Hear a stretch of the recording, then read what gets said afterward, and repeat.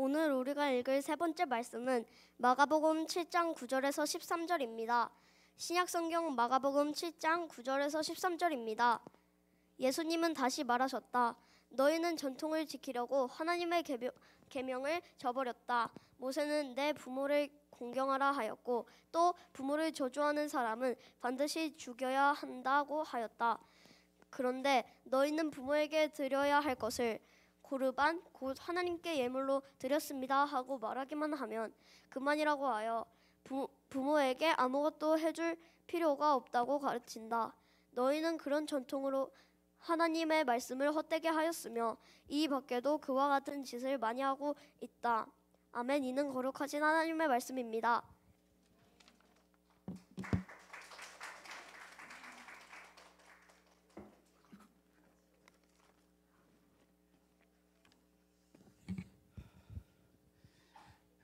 (2023년) 우리 5월 셋째 주에 우리 주일 예배에 나오신 우리 꿈터 가족 여러분들을 환영하고 축복합니다. 오늘 함께 나눌 말씀의 제목은 버려야 할 것과 버리지 말아야 할 것입니다. 자, 5월은 가정의 달인데요. 네. 우선 오늘이 며칠이죠? 네, 오늘 5월 21일인데 혹시 오늘이 무슨 날인지 아세요? 오, 대박. 네. 오늘 부부의 날이랍니다. 부부의 날. 네. 부부의 날. 5월 왜 21일이냐면 둘이서 하나가 됐기 때문에 21일이랍니다. 네. 그래서 그래. 네. 근데 이게 국경일이 있고 국가에서 지정한 기념일인데요. 기념일 중에 하나인데요. 네. 이 부부의 날이 되게 옛날에 제정이 됐더라고요. 근데 목적이 조금 신기해서 제가 좀 가져와 봤습니다. 부부의 날은 평등하고 민주적인 부부 문화가 확산되도록. 평등하고 민주적입니까? 네, 기대하겠습니다. 그리고 건전한 가정 문화. 여러분들의 가족이 좀 건전하겠죠. 네. 그리고 세 번째는 가족 해체를 예방하기 위해 제정된 기념일로 가족 해체 안 됩니다. 네. 저희 꿈터교회는 이웃과 가족을 섬기는 것에 계속 힘을 쓸 건데요. 네. 예수로 인해서 시작된 행복이 우리 가족과 또 우리의 이웃에게 흘러가기를 항상 기도하도록 하겠습니다. 자, 그러면 오늘 말씀을 시작하면서 건강 관리에 대해서 하나 더 이야기를 하도록 하겠습니다. 이제 여름철인데요. 여름철 감염병 예방 어떻게 할까요? 설교 시간에 뭐 이상한 얘기를 하고 있어. 네, 우선은 들어보세요. 네, 감염병 예방 어떻게 할까요? 첫 번째, 그렇죠. 손 씻기. 손 씻었습니까? 예배 들어올 때 손 씻었습니까? 오늘 아침에 손 씻으라고 씻었나요? 아까 씻었어? 차에서 내려서? 차에서 쓰레기 만지고 막 이랬는데 그냥 앉아 있으면은 그리고 이따가 이제 우리 음식 먹을 건데요. 덜어 먹기. 자기 가지고 가서 먹으면 안 되고 덜어서 자기 따로 먹고 또 익히고 끓여 먹기. 이렇게 하면은 된답니다. 또 눌러줘 보세요. 여기 한번 눌러줘 보세요. 네. 슬기로운 학교 생활이라고 하는데 기침은 어떻게 해야 돼요? 옷소매로 가리고. 잘하고 있죠, 우리 아이들. 우리 아이들은 학교에서 이걸 배우더라고요. 그리고 또 몸이 아프면 선생님께 빨리 얘기하는 거. 우리 교회에서도 몸이 아프면 주변 사람들한테 빨리 알리고 조퇴하도록 하시면 됩니다. 네. 자, 우리가 일상생활에서 이런 간단한 방법으로 충분히 예방이 된다고 합니다. 그러면 질문. 나는 손을 잘 씻는다. 한번 손 들어보세요. 나는 하루에 그래요? 나는 하루에 10번 이상 손을 씻는다. 그래요? 네. 네. 자, 더 씻는 사람도 있나요? 10번도 많다고 생각했는데. 네. 나는 15번은 씻는다. 손을. 배틀 두 분이 경매입니까? 경매? 네. 50번? 여기는 네. 네. 네.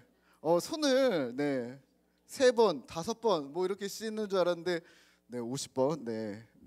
하루 이게 보니까요. 하루 6번은 씻어야 효과가 있다고 합니다.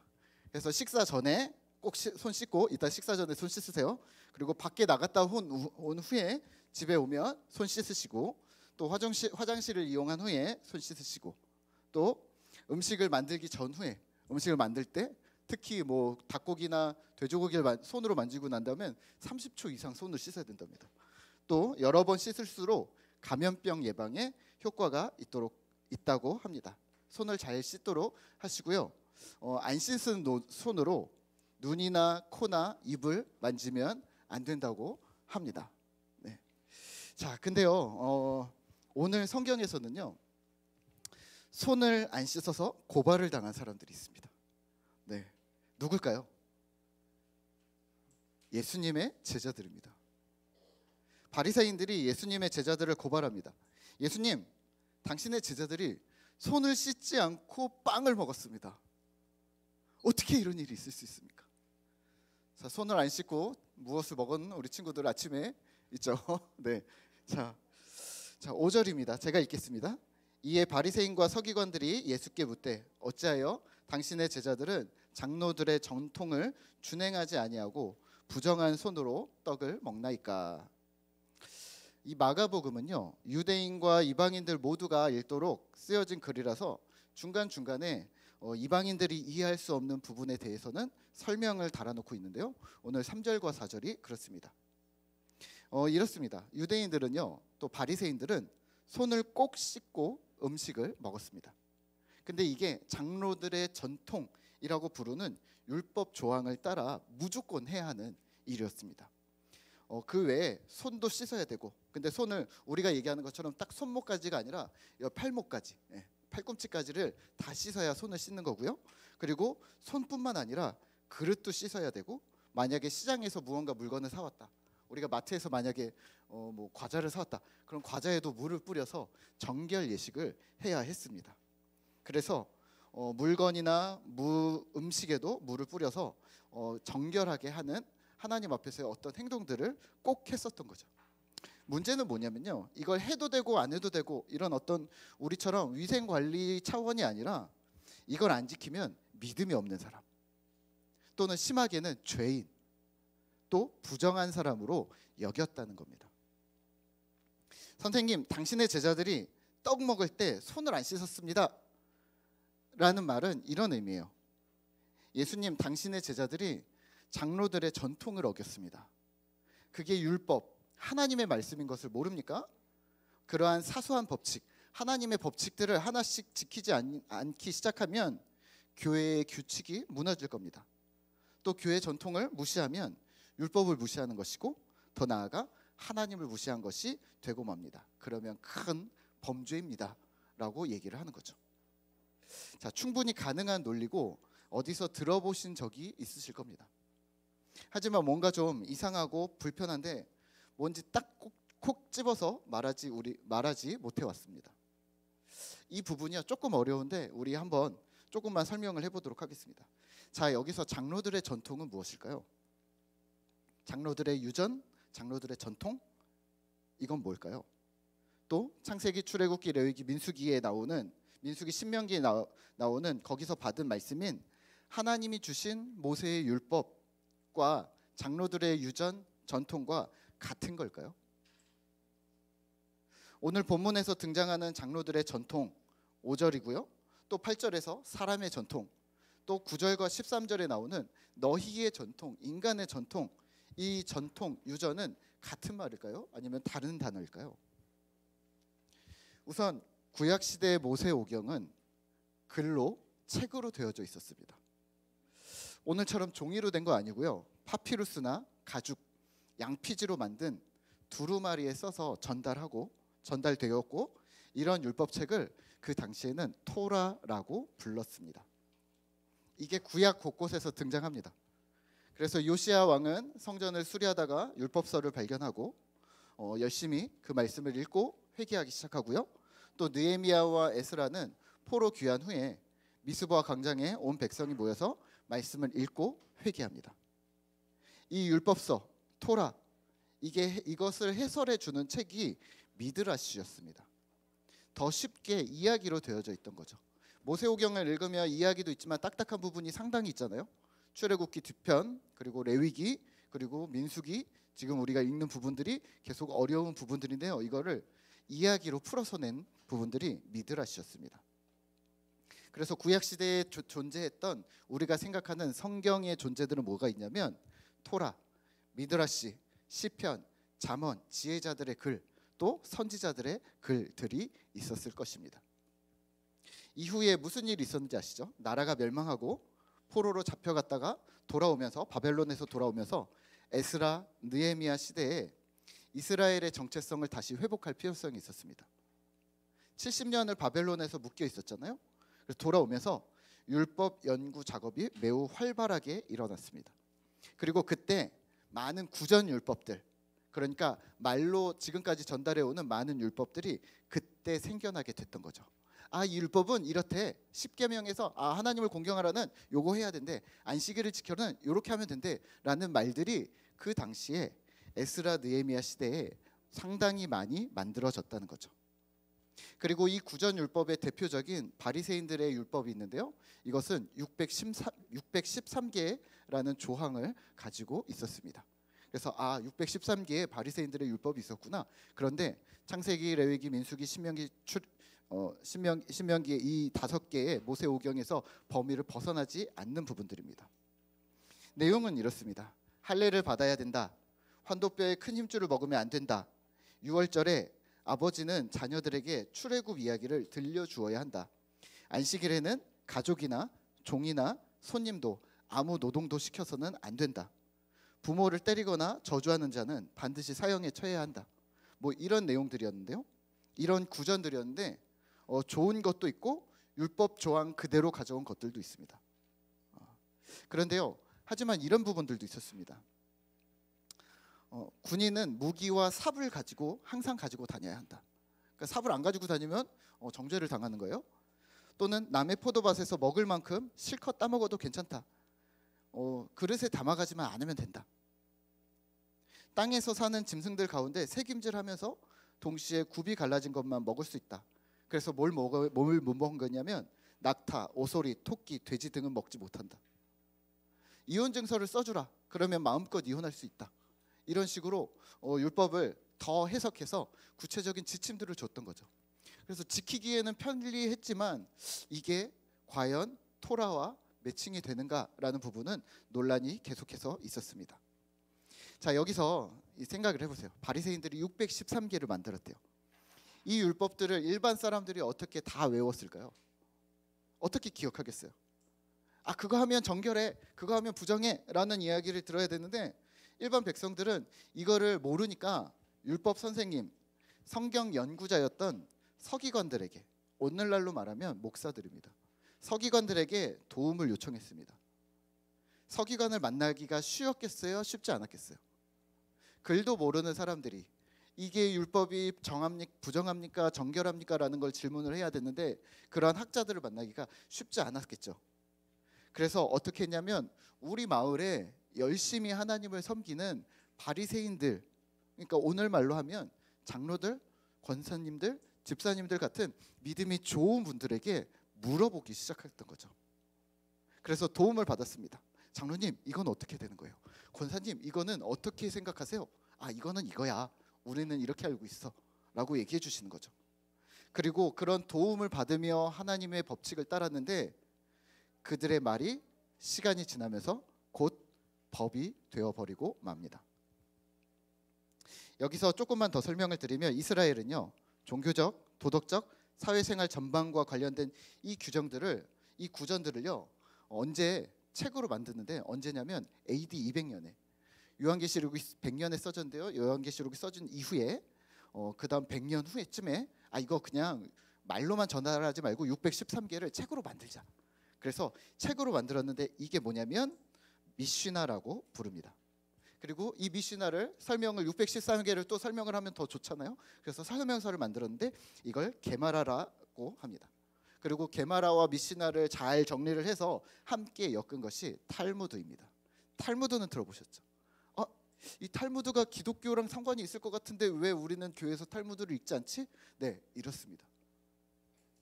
이게 버전이 좀 있는데요. 탈무드가 그래서 뭐 어디 통일되게 딱 만들었다 이런 게 아니라요. 탈무드 이렇게 막 엮고 만든 것들이 있는데 팔레스타인에서 발견된 이 탈무드는 예루살렘 탈무드라고 3세기경에 발견된 것이고 있고요. 메소포타미아에서 발견된 것은 바벨로니아 탈무드라고 4세기에 발견되었고 이렇게 불렀습니다. 그리고 실제 책으로 이 탈무드의 출판은 종이의 인쇄술이 발달한 1500년대나 가능했던 거죠. 물론 문맹이 있었기 때문에 책으로 미리 나왔었다고 해도 읽지 못했었겠죠. 현재 우리 한국인들 손에 들려있는 탈무드 있잖아요. 저도 자꾸 사게 되는데 탈무드가 다 다르거든요. 근데 탈무드는 우리 손에 들려있는, 한국인들 손에 들려있는 탈무드는 아가다라고 하는 이야기 파트만으로 구성되어져 있는, 그러니까 이야기 책만 모아놓은 탈무드입니다. 그러니까 예수님 시대에는 AD 3년, 4년, 그리고 30년 이때이기 때문에요. 예수님 시대에는 아직 구전율법으로 율법이 존재하고 있었습니다. 그런데요, 오늘 여기서 장로들의 유전, 전통, 사람의 유전이라고 불렸던 이 구전율법이 하나님의 말씀과 성경의 위치를 예수님 당시에 이미 대체해 버렸습니다. 자, 성경을 탈무드로 대체해 버릴 수 있을까요? 모세오경, 토라 율법책을 미시나와 게마라로 대체할 수 있을까요? 네, 불가한 일인데 근데 그렇게 했습니다. 인간이 중심이 되어져서 편리한 대로 해석하면서 하나님의 말씀을, 토라의 정신을 대체해 버린 것입니다. 율법 토라에는 부모를 공경하라고 기록되어져 있지만 너희는 어떻게 하냐? 고르반이라고 얘기한답니다. 11절과 12절입니다. 제가 읽겠습니다. 같이 읽을까요? 11절입니다. 너희는 이르되 사람이 아버지에게나 어머니에게나 말하기를 내가 드려 유익하게 할 것이 고르반 곧 하나님께 드림이 되었다고 하기만 하면 그만이라 하고 자기 아버지나 어머니에게 다시 아무것도 하여 드리기를 허락지 아니하여. 아멘. 11절과 12절을 나눠보시면 되는데요, 고르반이 뭐냐면 하나님께 드리는 제물이라는 말입니다. 오늘 말로 말하면 이겁니다. 그거 헌물이야, 혹은 그거 하나님께 드리기로 했어, 하나님 거야 라고 말하는 말이 바로 고르반이었습니다. 의미는 좋죠. 이거 지갑, 저의 지갑 고르반 하나님 거야. 제 양복 하나님 거야. 이 볼펜 엄청 좋은데 하나님 거야. 근데 이걸 어떻게 사용했냐면 이런 거예요. 부모님이나 다른 어려운 사람들이 물건을 요청하거나 도움을 요청했을 때 그 물건을 주기 싫으면 그거 고르반이야, 하나님 거야 라고 핑계를 댔다는 말입니다. 만약에 고집사님이 성경책 좀 빌려주세요. 그럼 고집사님 죄송해요, 이거 고르반이에요, 하나님 거예요. 그래서 오늘 못 드려요. 이거는 성별된 물건이에요. 저도 하나님 드리려고 준비하고 있어요. 그렇군요, 죄송해요, 다른 사람한테 빌려볼게. 이렇게 됐던 거죠. 근데 이게 누구에게까지 가능했냐면 부모에게까지, 당연히 이웃들에게도 그렇게 핑계를 댔다는 겁니다. 여기에 허점이 있었습니다. 이 율법의 허점은 뭐냐면 고르반된 물건은 기한이 명시되지 않았다는 겁니다. 그러니까 그 사람이 고르반을 해놓고 하나님께 이거 하나님께 드리겠어라고만 해놓고 언제 드리든 죽기 전에만 드리면 되는 거였습니다. 이걸 악용한 거죠. 본인이 충분히 다 쓰고 남들 주지 않고 자기만 누리다가 마지막에 죽거나 혹은 죽기 전에 고르반 했던 거죠. 혹은 그걸 지키지 않는 사람들도 허다했다고 합니다. 인색했고 자기 중심적이었고 이웃과 친족을 돌아보지 않는데 하나님을 이용했습니다. 혹여 12절에서 마음이 찔려서 뉘우치고 고르반을 취소하려고 하면 12절에 바리새인과 서기관들이 허락하지 않았습니다. 바리새인과 서기관들은 아니야, 그거 하나님께 고르반 했으면 그거 못 받고 다시 가져와 라고 했던 거죠. 잘못된 교훈을 가르칠 뿐 아니라 회개하려는 자들에게 회개의 기회까지 빼앗았던 것입니다. 예수님은요, 이 땅에 오셔서 계속 이것과 싸우셨습니다. 사람의 유전, 장로들의 전통, 사람들의 생각들과 싸우셨습니다. 예수님에게 계속 똑같은 이러한 제재들이 가했죠. 안식일에 병을 고치면 안 돼. 예수님이 얘기하십니다. 아니야, 안식일에 양이 구덩이에 빠졌으면 안 구할래? 사람이 양보다 얼마나 더 귀한데 구해야지. 이혼 증서를 써주면 돼. 자유롭게 이혼할 수 있어. 그러니까 그냥 쓰기만 해. 모세가 이미 땅땅땅 한 거야. 아니야, 하나님이 짝지어 주신 것을 사람이 나눌 수 없어. 우리는 선민이니까 구원받을 거야, 걱정하지 마, 막 살아도 돼. 예수님 얘기하시는 거죠. 아니야, 하나님은 돌들을 아브라함 자손으로도 만드실 수 있어. 그러니까 늘 중요한 건 지금 회개해. 헌금은 거룩한 돈으로 내야 돼. 그러니까 로마 돈 말고 이스라엘 돈으로 환전해. 예수님이 성전을 엎으시면서 얘기하셨죠. 아니야, 교회자들이야, 교회 지도자들아, 성전에서 장사하지 마. 여기는 만민이 기도하는 집이야. 그건 부정해. 그건 불법이야. 하나님이 기뻐하시지 않아. 그건 성경적이지 않아. 이런 카르텔 구조 속에서 예수님은 그건 성경이 아니야, 하나님의 나라가 아니라고 계속해서 싸우고 계십니다. 이게 복음인 거죠. 자, 그러면 이게 옛날에만 있었던 문제일까요? 오늘 우리도 이미 경험하고 있습니다. 예전에 이런 것들이 있었죠. 주일에 돈 쓰면 안 돼. 그럼 간식은 어떻게 해요? 토요일에 미리 사다 놔야지. 유대인들이 그랬거든요. 예배 때 양복 입어야지. 또 목사님은 가운 입으셔야죠. 성가대가 없는데 어떻게 정식 교회야? 헌금 봉투는 종류별로 있어야지. 기도는 무릎 꿇고 눈 감고 기도하는 거야. 교회 일은 젊은 사람들에게 시켜. 자, 이런 건요, 우리가 이미 다 경험했는데 교리와 상관없는 형식입니다. 근데 이미 우리는 성숙했는데 이 부분들이 중요하지 않다고 우리는 이미 잘 알고 있습니다. 형식만으로 진정성, 믿음을 드러내지 못한다는 것을 이미 우리는 잘 알고 있는 거죠. 하지만 여전히 남아있는 사람의 전통, 옛날에는 이를 인본주의라고 불렀습니다. 요즘엔 기복신앙이라고도 부르고요, 자기중심적 신앙이라고도 부르는데요, 그런 것들이 여전히 많이 남아있습니다. 어떤 게 있을까요? 예수 믿으면 복받아, 영혼이 구원받고, 물질이 축복을 받고, 건강의 축복을 받아. 다 받아. 그러니까 한번 믿어봐. 기도하면 응답받아. 못 받으면 노력이 부족한 거야. 그러니까 더 열심히 간절히 기도해. 더 그게 안 되면 헌금도 내봐. 그러면 될 거야. 지상의 교회는 완전하지 않아. 죄인들이 모였으니까 당연하지. 잘못이 있어도 그냥 넘어가. 좋은 게 좋은 거야. 교회라고 다 깨끗하지 않아. 실수가 있지 라고 얘기하면서 계속해서 실수합니다. 의도적으로 실수합니다. 평신도는 조용히 따르기만 해. 교회에서는 교역자들에게 순종하면 돼. 계속 이렇게 말해도 되는 걸까요?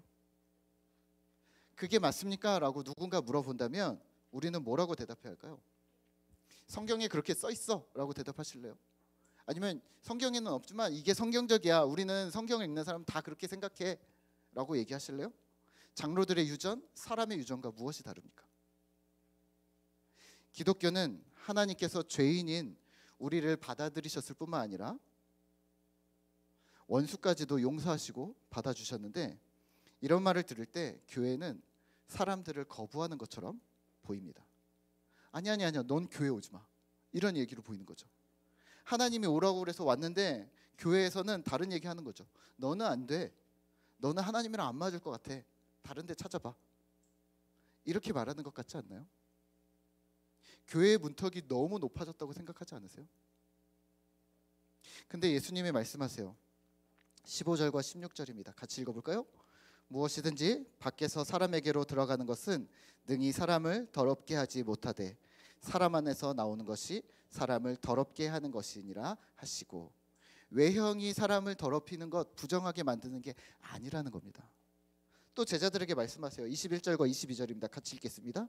속에서 곧 사람의 마음에서 나오는 것은 악한 생각, 곧 음란과 도둑질과 살인과 간음과 탐욕과 악독과 속임과 음탕과 질투와 비방과 교만과 우매함이니. 아멘. 예수님이 정리해 주세요. 인간이 만든 법칙을 못 지키는 것으로 부정해지지 않아. 무엇을 먹냐, 무엇을 지키지 못하느냐, 아니야. 사람 마음에서 나오는 것들이, 그 죄악들이 인간을 더럽게 만드는 거야. 그러니까 너희가 알고 있었던 그 법칙, 그 규율에서 빨리 나와 라고 얘기하십니다. 심지어 사도 바울은 예수 그리스도의 복음이 죄와 사망에서 너희를 해방했다고 얘기합니다. 율법이 너희를 얽맬 수 없다. 왜? 예수 그리스도가 너희를 자유케 했기 때문이다라고 얘기합니다. 심지어 사도 바울은 모세 율법까지도 자유케 되었다라고 얘기한다니까요. 다시 말씀드릴게요. 누군가를 제재하고 자기들의 법칙을 고수하면서 이게 성경적이야, 이게 교회 전통이야 라고 말한다면 현혹되지 마십시오. 목사님, 이거 하나 무너지면 모두 무너지는 거예요. 뚝에 구멍이 하나 나면 전체가 무너지는 건 시간 문제라고요. 들어보셨죠? 네, 과대 확장입니다. 벌어지지 않은 일들을 확장을 더해서 다 그렇다고 말하는 논증 방식입니다. 이 일은 첫 번째, 두려움을 이용합니다. 위기라고 말합니다. 우리의 약한 부분을 잡고 흔듭니다. 가정이 어려워질 거야. 너 이거 지키지 않으면. 너의 자녀들이 힘들어질 거야. 지금 여기서 네가 무너뜨리면. 평생 쌓아온 공든 탑이 무너질 거야. 너 그 말씀을 지키지 않으면 내 평판이 손상될 거야. 그것대로 행동하지 않으면 믿음과 교회가 붕괴될 거야. 위기라고 말합니다. 과연 그럴까요? 하나님은 어디 계신데요? 모든 세대의 모든 사람들은 위기를 항상 겪었습니다. 그리고 신자는 항상 그 위기 때마다 하나님과 함께 승리했고 이겨냈습니다. 지금 우리에게 필요한 건 위기에 의한 절망감, 위기의식이 아니라 믿음입니다. 위험스러운 세상을 지혜롭게 이겨낼 담대한 믿음이 우리에게 필요하다는 말입니다. 또 이런 경우도 있습니다. 위기가 아니더라도 이렇게 얘기하는 사람들이 있습니다. 지난주 목사님들 모임이 있어서 다녔는데요. 어떤 목사님이 이러셨어요. 리모델링을 하고 키즈 카페처럼 약간 꾸며놓으셨어요. 근데 더 크게, 더 비싼 놀이터를 만들지 못했음을 한탄하면서 이렇게 얘기하셨어요. 저한테 이렇게 얘기하시더라고요. 목사님, 교회에다 키즈 카페 하나 만들면 저라면 무조건 이 교회에 등록합니다. 여러분들 등록하시겠어요?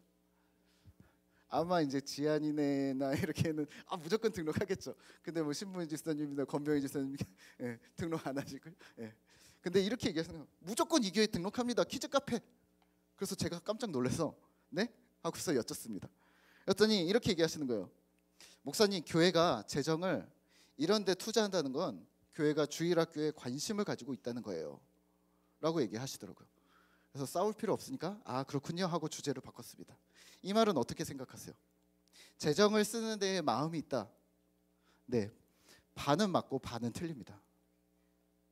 개인이든 조직이든 재정을 상당 부분 그곳에 사용하고 있다면 그 사람 마음에, 그 조직의 중심에 큰 비중이 있는 것은 사실입니다. 물질이 있는 곳에 마음도 있다고 했으니까요. 여러분들이 어디다가 재정을 많이 사용하고 있는지, 투입하고 있는지 보시면 됩니다. 하지만 교회는 다릅니다. 교회는 공동체라고 계속 얘기하고 있잖아요. 돈을 가진 주체도 아니고 돈을 사용하는 주체도 아니어야 합니다. 돈뿐만 아니라 마음과 생각까지 모두 초점을 맞춰서 그 교회 공동체에 우선순위가 두어진 것이 있다고 보셔야 되는 거죠. 이런 거예요. 우리 아이들을 맡기는데 또 내 영혼을 맡기는데 재정 사용 하나만 본다고요?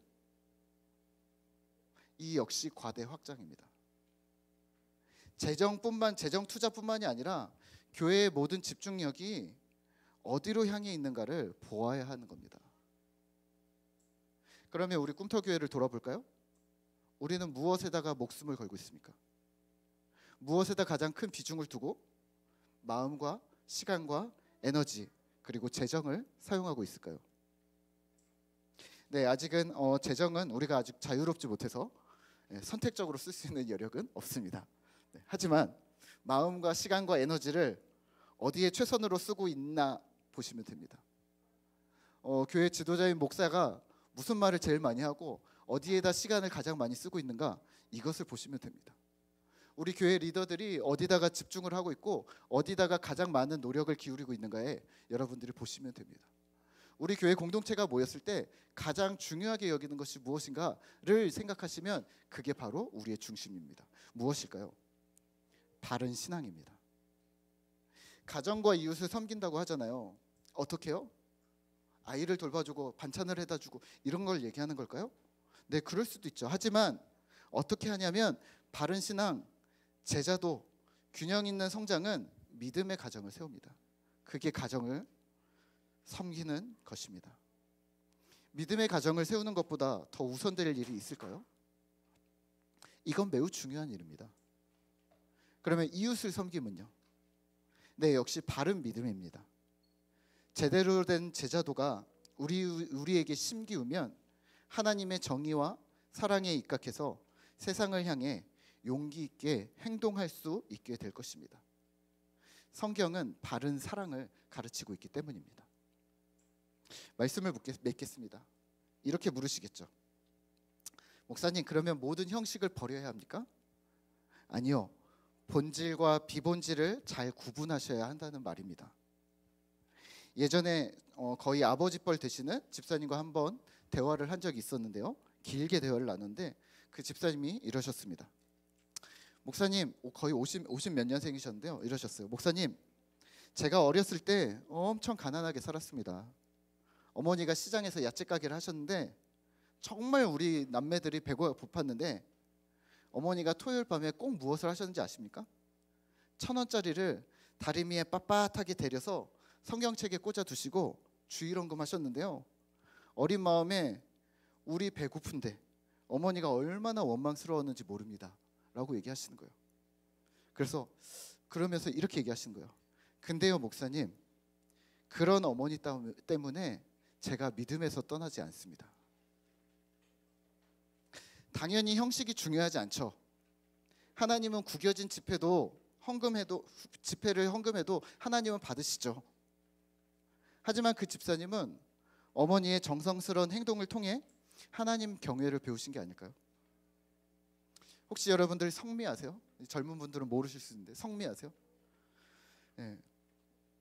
어릴 적 저희 집에도 어머니가 성미를 하시는데요. 네. 쌀을 밥수저를 세 스푼을 푼다. 세 밥그릇을 푸셨다. 그러면 숟가락으로 또 세 스푼을 퍼서 성미 바구니에다 넣는 거예요. 성미 바구니에 세 스푼을 넣고 그걸 뭘 하냐면 기도를 합니다. 뭐라고 기도했는지 모르지만 밥을 풀 때마다 밥 푼 공기만큼 숟가락으로 성미를 퍼서 성미 바구니에다 넣는 거예요. 그러면서 기도하시는 거죠.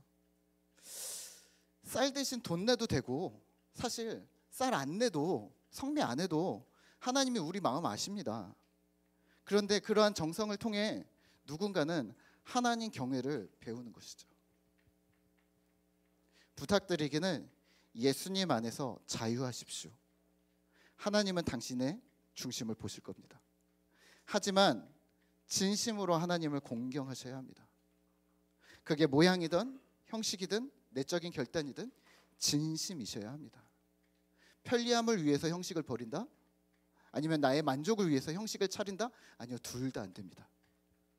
여러분들이 어떤 형식을 버리든 격려하겠습니다. 여러분들 안에 계신 예수 그리스도와 여러분들의 신앙을 믿기 때문입니다. 여러분들이 어떤 형식을 버리지 않고 취하시든 그 역시 응원하겠습니다. 그 형식 안에 주님을 향한 진심이 담겨져 있을 것을 믿을 것이기 때문입니다. 하나님 앞에서 진심을 통하려 노력하는 신실한 꿈터 성도 되시기를 기도합니다. 우리 오늘 함께 주의 말씀 앞에선 우리 찬양하며 기도하도록 할까요?